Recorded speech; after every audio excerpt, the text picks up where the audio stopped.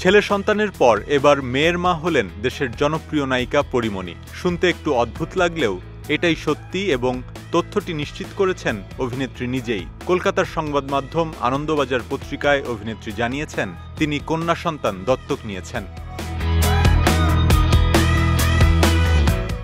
পত্রিকায় তিনি লিখেছেন, আমার মেয়ে এলো ঘরে, আমার মেয়ে সাফিরা সুলতানা প্রিয়ম, এই নামেই বিশ্ব চিনবে ওকে। ছেলের পরে মেয়ে, কি যে আনন্দ।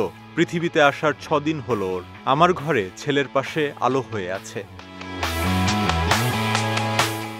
পরী আরও লিখেছেন, আমি ওকে দত্তক নিয়েছি। নিয়ম মেনে সই করার সময় মনে হলো আল্লাহ আবার আমার জন্য কিছু করলেন। জীবনে কোনোদিন কিছু নিয়ম অনুযায়ী বা পরিকল্পনা করে করিনি আমি, তাই আল্লাহ আমার জন্য যা যা চেয়েছেন তাই মাথা পেতে নিয়েছি।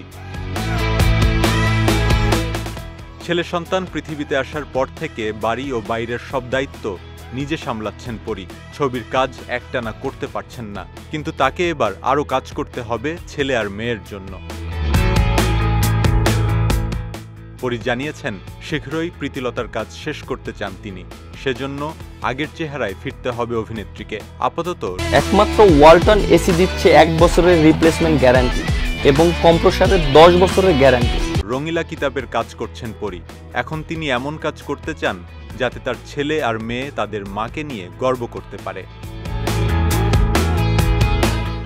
সবশেষে পরী লিখেছেন, সন্তানদের নিয়ে বাঁচব আমি।